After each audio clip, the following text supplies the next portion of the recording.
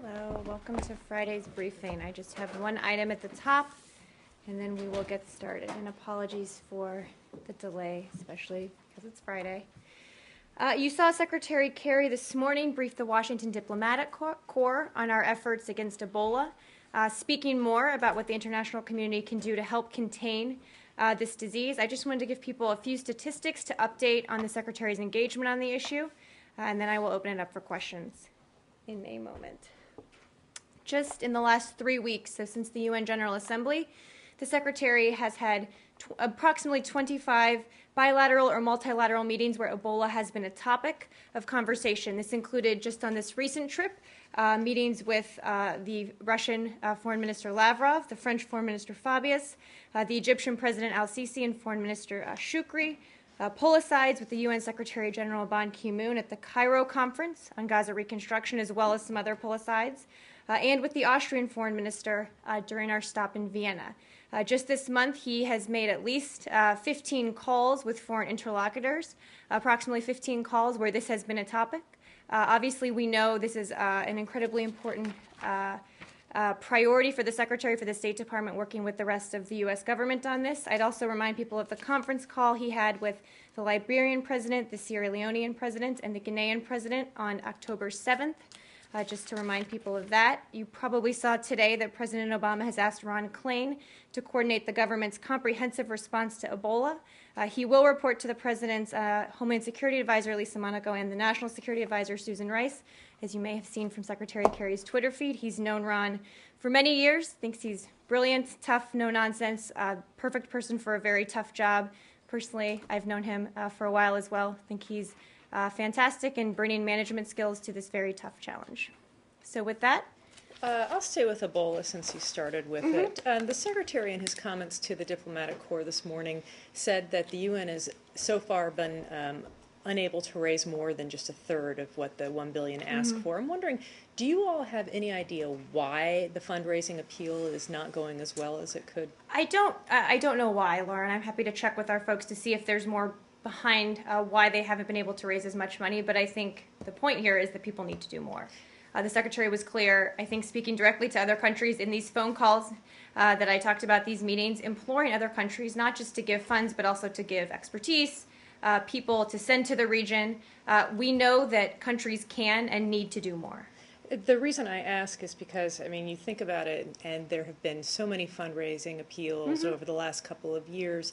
This new coalition to fight ISIS is draining a lot of nations as well. The economy across the world is not fantastic.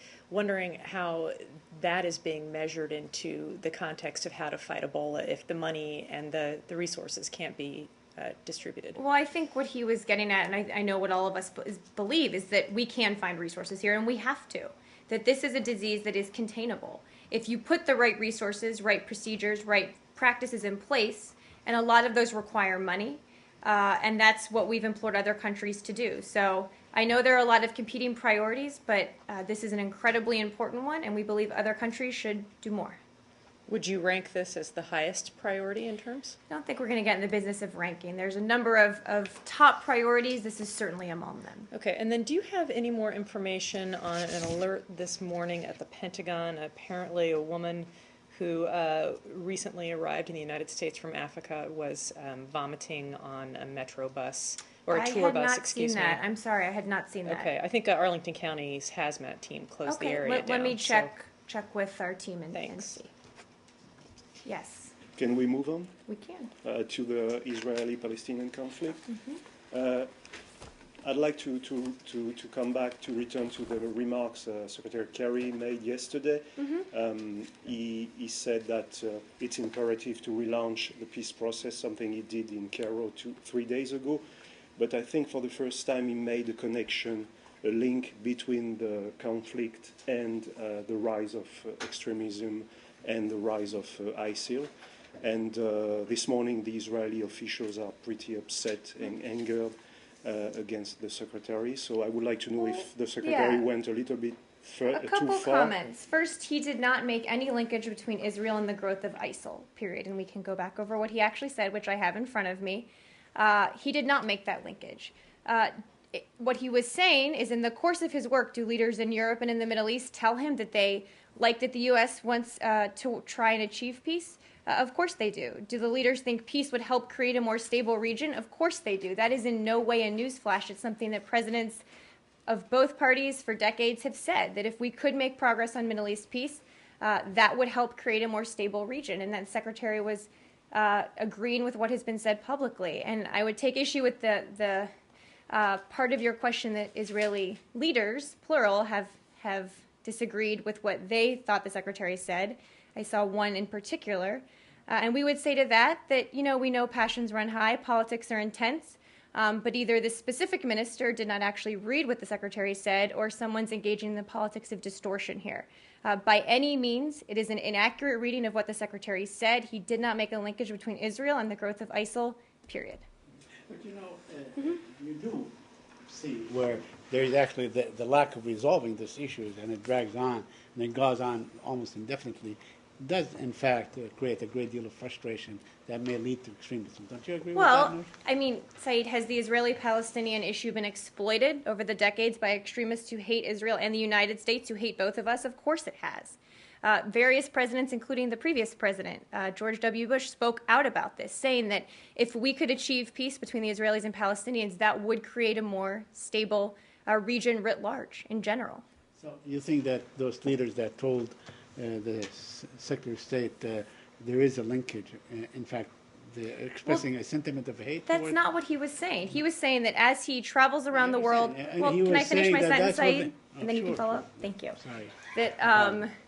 That as he travels around the world building a global coalition to defeat ISIL, which is an avowed enemy of Israel, the secretary helping to put together this coalition to defeat an enemy that has said they're an avowed enemy of Israel, that he hears from people in conversations, as we have for many years, that if we could resolve the Israeli-Palestinian conflict, that would help create a more stable region. In no way was he directly linking Israel and the growth of ISIL at all. But this is a story that goes way back. I mean, I remember in the 70s, let's say, with your close ally, the Kingdom of Saudi Arabia, its foreign minister, or the king at the time, King Faisal, was always saying that not resolving this issue may lead to extremism, or people will exploit it, as you said. Absolutely. And American presidents... there is a connection. Well, American presidents and secretaries of state of both parties have said that if we can achieve peace between Israelis and Palestinians, it would be a blow to the region's extremists. Yes, they've said that. But in terms of the specific Israeli minister's comments,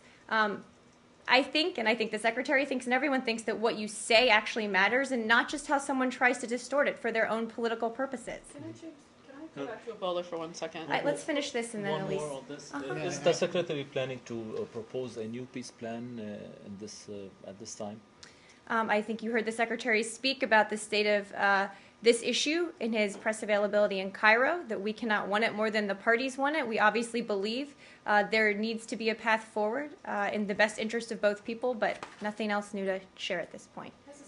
And then I'll go to you, Elise. Yeah, sorry. Has the secretary talked to Prime Minister Netanyahu since these comments and the flap? I can double check. Thank you. They talk frequently. I will check. Just one more on Ebola.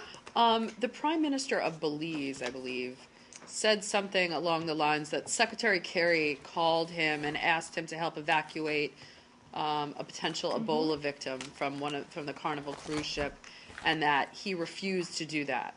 Could you speak to this? Yeah, so just on this specific issue, the State Department was informed about the cruise ship passenger early in the morning of October 16th. We've been working with the CDC and other U.S. government agencies, obviously as well with other governments, as I said at the top, to implement appropriate public health measures. We do believe that all nations must work together here. Our understanding from the cruise line was that the ship was scheduled to stop in Cozumel today. This passenger was not allowed to disembark in Belize, as they said publicly yesterday. The ship now has decided to set sail for Galveston, Texas, is en route to Texas, and is due to dock on Sunday. I think, there's a lot of misinformation out there and a lot of fear about this disease, much of it not rooted in actual facts. So the Secretary did speak last night with our counterparts. Obviously, we had hoped... The Prime Minister of Belize. That is correct. We had hoped that there might be a path forward here for this passenger to disembark there and come home, but that unfortunately was not the case. They are now back on their way back on the ship. And so, given the fact that the secretary, for the second time in a week, kind of went out there and said, look, no country is exempt from playing their part. I Absolutely. mean, what does that say about, a country like Belize? Like, even though, he was praising some countries like East Timor and Cuba, that Absolutely. they're small, but they were, trying to play their part even greater. I mean, this is something that Belize could have done and didn't. Could have handled differently, I think is fair to say. But what he was saying applies to many countries. That I'm talking particularly. I know, but what his comments were general this morning. understand. That more countries need to do more, and that we have to be driven here by the actual facts and by science and by information, which he said, the science is there, and we cannot let the misinformation and the fear prevent us from taking steps to ensure that people get proper care. So are you saying that in this case, that you believe that the government of Belize acted out of disinformation and fear? They can speak for why they did what they did. I would not venture to speak Well, for when them. you were speaking, when I asked you the question about what happened, your preamble to what actually happened between the secretary and the prime minister said that some countries are acting out of kind of fear and disinformation and not based on But I don't know why science. I don't know why they made that decision, and I'll let them speak. I'll let any country speak for why they make any specific decision. But broadly speaking, we want people as they respond to both do more, but also make sure that everything they're doing is being driven by the actual facts of how to contain this disease. Is the U.S. disappointed that Belize did not allow this employee to fly out of their country? Employee? Well, the passenger. The passenger on Right. on the ship. Right. As I just said, I think we probably feel it could have been handled differently. But what we're focused on now is the ship is en route back to Galveston. Obviously, we will provide any medical care we can, not the State Department, inside the United States when they return. Can we go Yeah, back to the question. Palestinian issue? Because we were I had ta- one on On just Ebola? Ebola. Yeah, in terms of like a media campaign to get people to donate, have you guys thought about anything like the ALS Ice Bucket Challenge, how that was very successful and people donated a bunch of money in terms of getting the public involved in that? I mean, it doesn't seem that a lot of people are actually donating to fight Ebola. Well, I think what we're focused on here is what governments can provide, both in the form of donations, large donations, but also in the form of expertise, whether it's doctors, nurses, equipment, gear that can be sent to the region to really help contain it in West Africa, which is what the experts have said is the best way to really do this. So we're focused from the State Department on what governments can do, certainly in that regard. But you not starting a media campaign on your own. Again, what we're focused on here is talking to other governments. Do you want to go back to the Israeli-Palestinian issue briefly? Yeah, if we can. Yeah, and then we can go into the next because subject. yesterday I asked about the Israeli ordinance disallowing Palestinians under 50 to pray at the mosque, and as a result, tensions and violence has occurred. And in fact, today, Abbas, the president of the Palestinian Authority, called on the Palestinians to protect or guard the Haram Sharif, which is Al-Aqsa Mosque.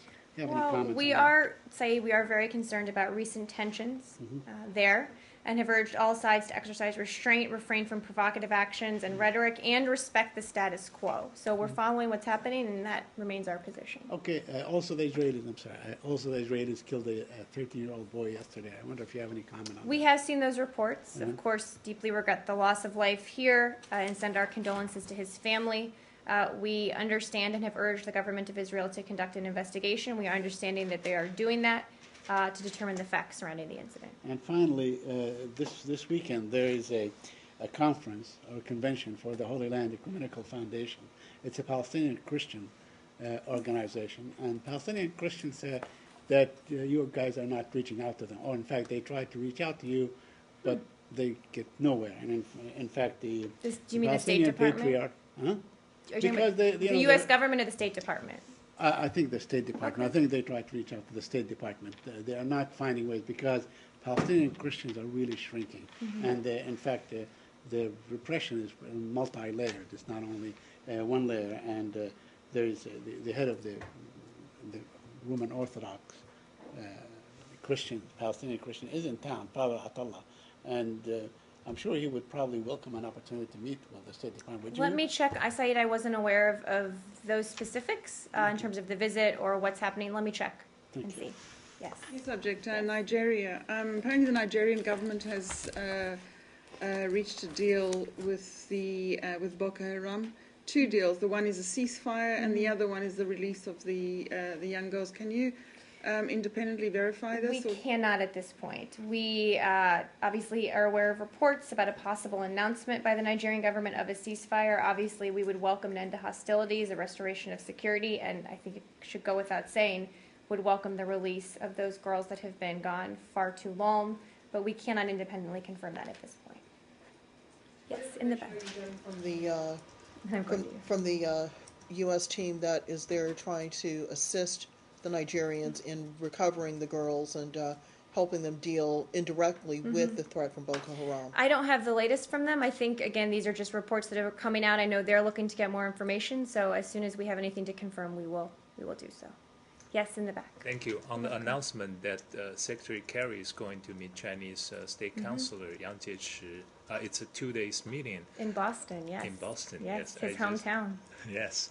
So I just curious, what would be the specific topics they will discuss, and also, is this part of a preparation for the president's trip to China? Well, I think we'll have a readout actually at the end of the day of what they have discussed, so I think we'll look to get that out. We talk about a wide range of issues together. I know the Secretary is looking forward to hosting the Chinese delegation again in his hometown. And we'll be talking about a number of issues. I don't have anything specific to preview for you, but obviously this is part of our engagement on regional security issues, on global security issues. I'm sure ISIL, I'm sure Ebola, all of those topics will come up. And so is this part of preparation for President Obama's trip to China? I would imagine so, but I don't have more details. Are the Chinese helping in the coalition against ISIL? I can check and see what specifics are there for you on that. They are obviously a part of the Security Council, which has taken some steps, including during the UN General Assembly week, on this, spoken out very strongly about it, but let me check specifically on if they're doing anything. Uh-huh. Okay. Oh, wait, sure, yeah, and then we'll go to ISIL. It'll be very quick. So Prime Minister Abe sent a ritual offering to the Yasukuni Shrine for the Autumn Festival, and some suggest that this means that he won't be visiting the shrine. Do you have any comments about that? Do you think that this is an encouraging step to mend ties with Beijing and Seoul, or not? Do you think that he should do more, such as, not even give an offering? Well, we know there are a lot of sensitivities, of course. We've talked about this issue a number of times in here, and as we've indicated many times, encourage Japan to continue to work with its neighbors to resolve the concerns over history in an amicable way through dialogue. I don't have much more analysis of this for you than that, but again, no prediction about what else may happen, but that's where we are. Do you know if Secretary Kerry will be encouraging the Chinese to have a Xi-Abe summit? I can check. Okay. I don't know. Thanks. Yes, yeah, go ahead, and then I'm coming to you, Saeed. Yeah, so Prime Minister Abe and Chinese Premier had exchanged the greeting in Milan, in Italy. So what's the reaction of the U.S.? Well, I hadn't seen that specifically, but obviously we think that countries in the region should have good relationships with their neighbors, should work to make them better, and if that was one step in that process, then that would be a good thing. Saeed, yes. Isaac? Okay. Today, the Russian Prime Minister, Medvedev, said in a radio interview, in fact, it was with MSNBC, I think, or CNBC radio that was carried on Russian radio. He's claiming that the United States is no longer insisting on the removal of Bashar al-Assad. Do you have any comment on that? Our position has not changed. So we believe, and as the president has said repeatedly, Assad has lost all legitimacy a long time ago.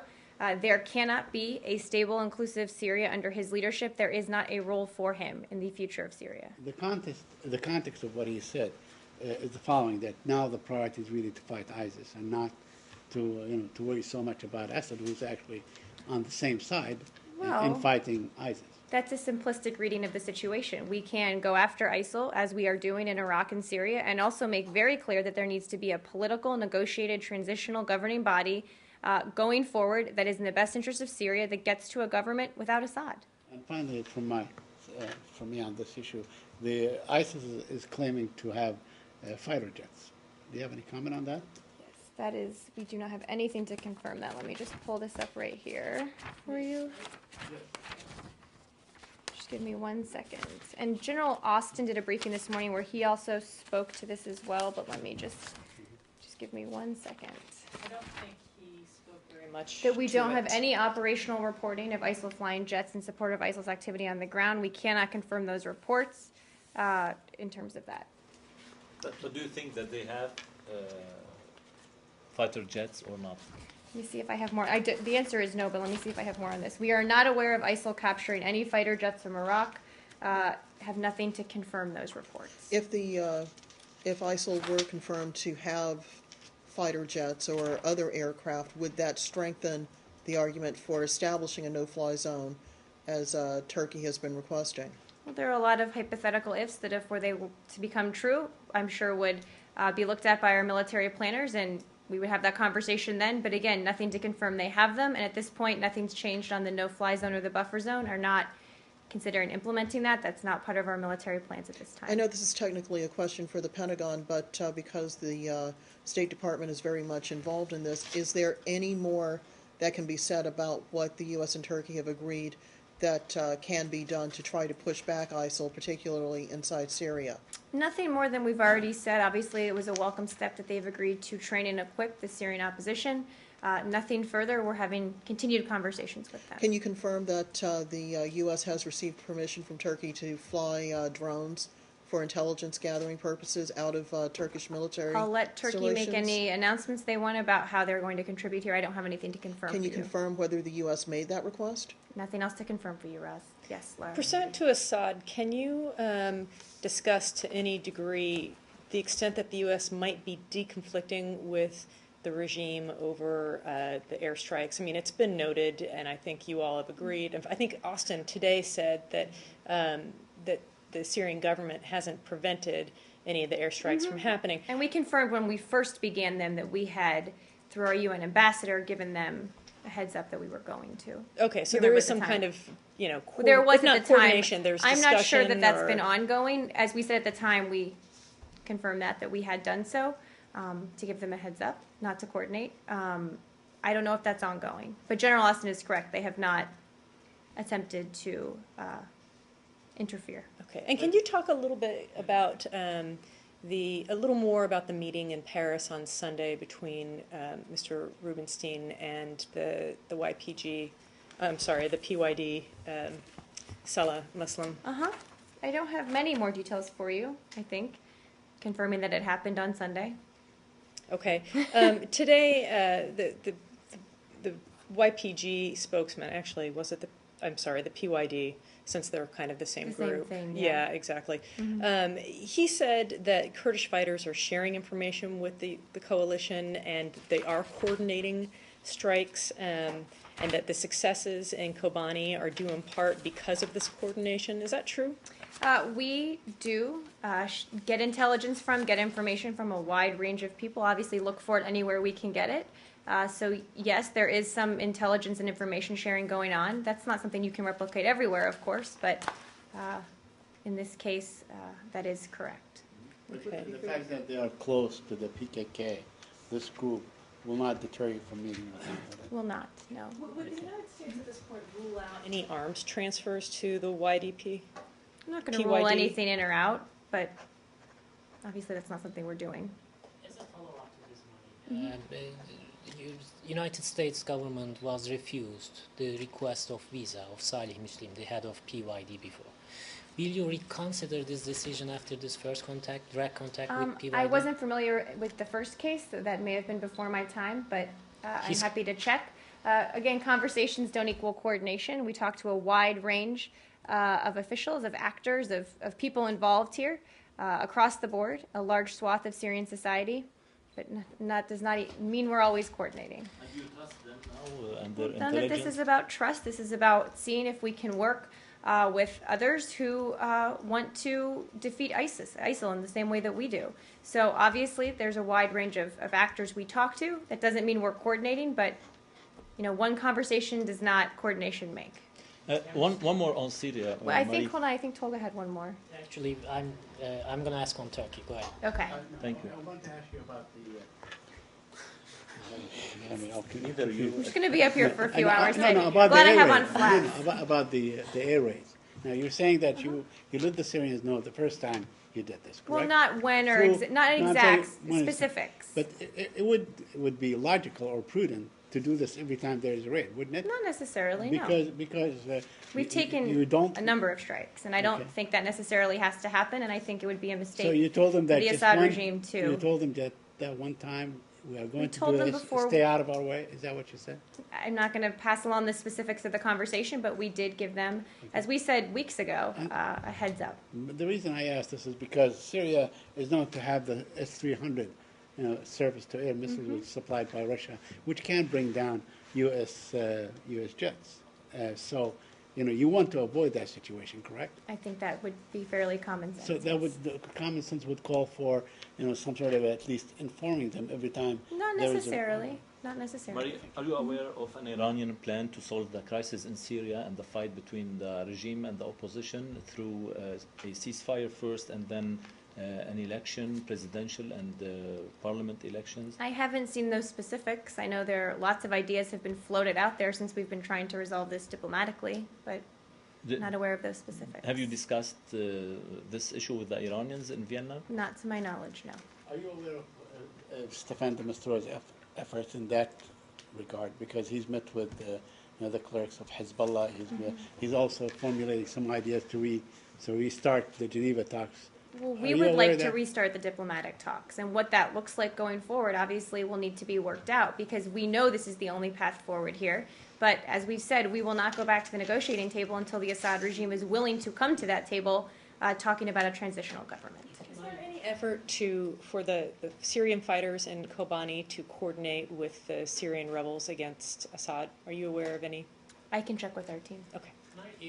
Just to clarify, the first contact was made between Salih Muslim and Mr. Rubinstein, right? That's correct. Okay, and after this contact, Salih Muslim went to Dohuk to join an Kurdish conference. And according to the Kurdish sources, Mr. Rubinstein convinced him to join this conference. Do you have any? I'm not going to give a readout of their discussion from here. Did Mr. Rubinstein go to Dohuk too with Salih Muslim? Did he attend the meeting in Dohuk? I can check. I'm not even aware of that meeting, but I'm happy to check. And are you encouraging the Kurds, especially PYD and other Kurds, to unify in terms of this ISIL threat? I in the don't region? have any more specifics to share from our discussions. Obviously, we believe that where there are people who can help push back ISIL in Iraq, in Syria, the moderate opposition, particularly in Syria, and the Iraqi security forces, they should help. But I don't have any more details on our specific We know that the U.S. administration is providing weapon or equipment, the aid to KRG, the Kurdish groups in northern Iraq. That is true. If there will be a consensus between PYD and KRG, given some differences between the two, would it be acceptable for you in the future to cooperate in these weapons and to share this equipment and Not going weapon to transfer? venture to guess about that hypothetical. Can I go to Turkey? Anything else on? On this issue. Do you want to go ahead? Do you have a okay. So just a quick follow-up on this. The PYD spokesman today said the meeting in Paris was not the first time that the group had sat down with a U.S. envoy. He said the contact isn't new, but the admission of it is. I can check on that. I'm just not aware of the Okay. history. I'm happy to check. Okay, thanks. Yes, Samir. On Turkey, can you give us a readout after Deputy Burns meet with the Turkish Undersecretary of Foreign Affairs? Let me check with him and see if we can It's a get one. closed meeting. I'm sorry, I don't have any details about that. Yeah, but after the meeting, can you give us a readout? I will check and Okay. endeavor to. Thank you. And on Turkey, Uh-huh.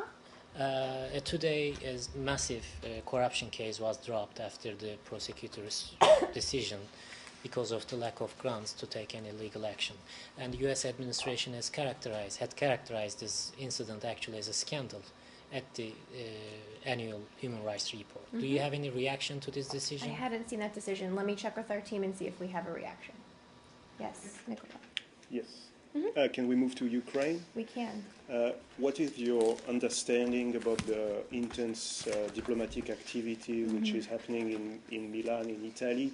And apparently there are plenty of deals which have been agreed on gas, on exchange of prisoners, on drone flights. And do you think that the things are moving, broadly speaking, into the right direction? Well, we've seen some of the reports coming out. I think we're still waiting to get some more details from the different participants that were there. I think we'll look forward to hearing those and may have more to say as we get those. We've seen reports that there was progress on the gas issue. We do hope to see a negotiated agreement soon. Hope that continues moving forward. And we have continued to emphasize the need for full implementation of all of the 12 points of the September 5th Minsk agreement, including the shooting around Donetsk airport has to stop, the hostages have to be released, sovereignty has to be restored along the Ukrainian-Russian international border. That border has to be closed, has to be held accountable. Foreign forces and weapons need to be withdrawn. So these are all things that still have to happen, and we'll get a readout from Milan and see if there has been any progress in those areas. But I do believe that President Poroshenko and Putin did meet in Milan. I don't have a readout of that yet. Yes, in the back.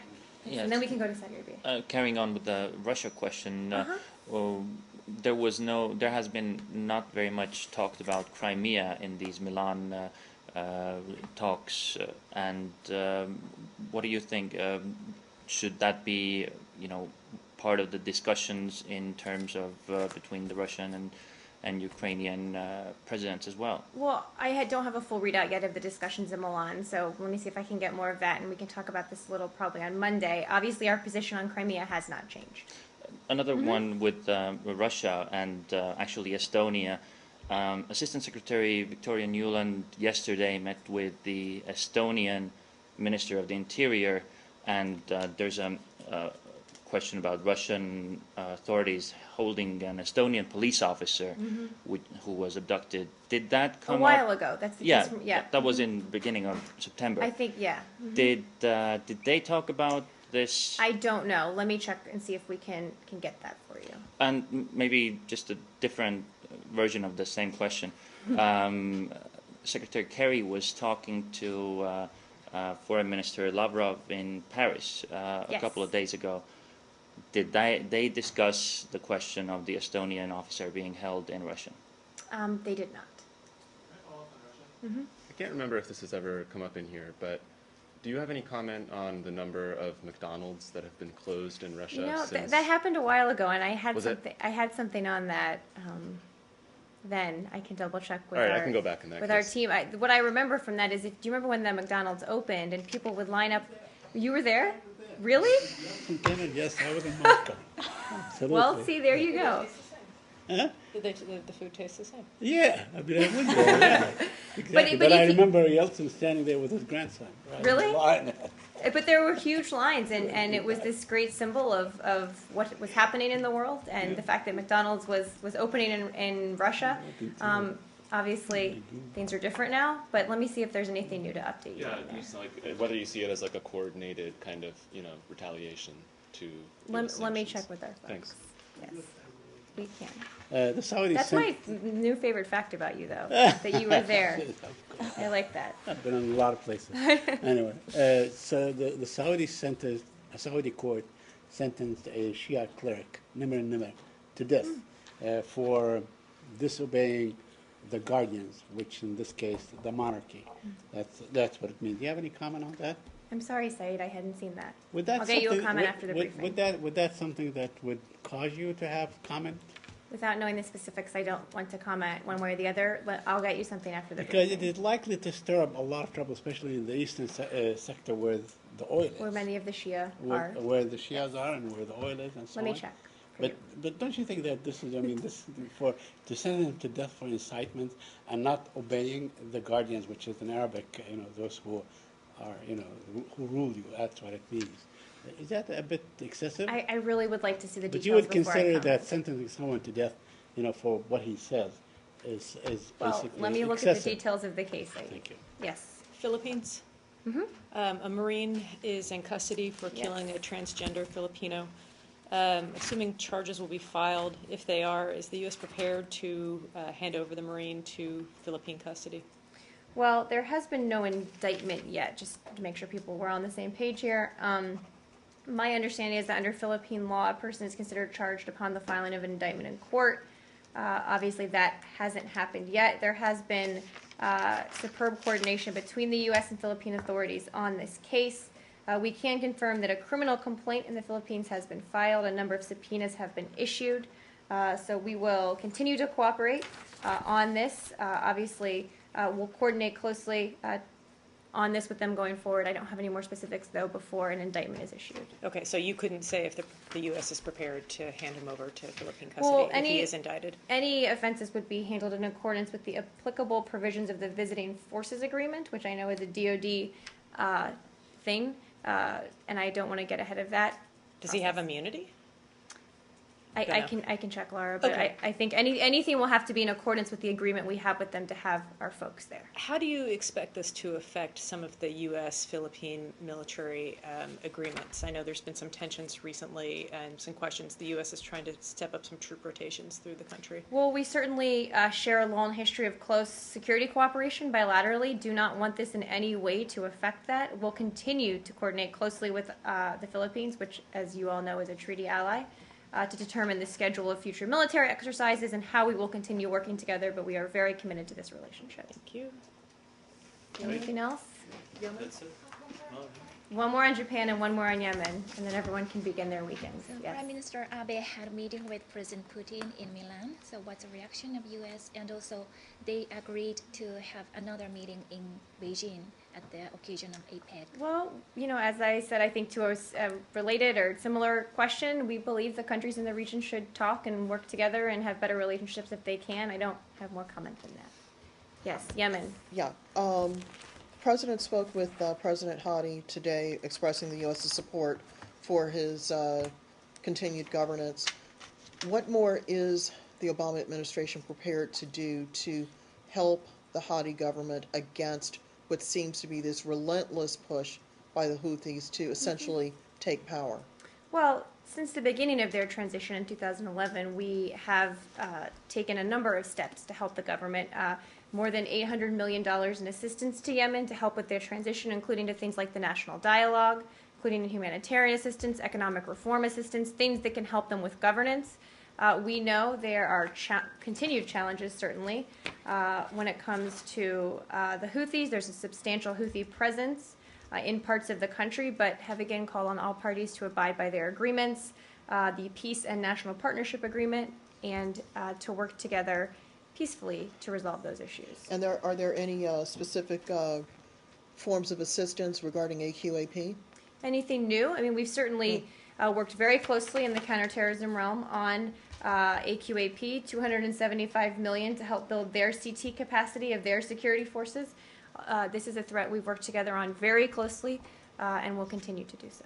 Do you have a clearer idea now about the Houthis' intentions in Yemen? Well, I don't think I'm the one to probably comment on what their intentions are. That's probably not my place. But they've clearly continued to advance. That advancement violates the agreement they signed on September 21st. So we, of course, want them to get back in line with that agreement. And despite the aids that the U.S. has provided to the Yemeni army, the army didn't resist to the Houthis' advance. How do you view that? It's a challenging environment, and we continue to help them build their capacity, and we'll keep working with them.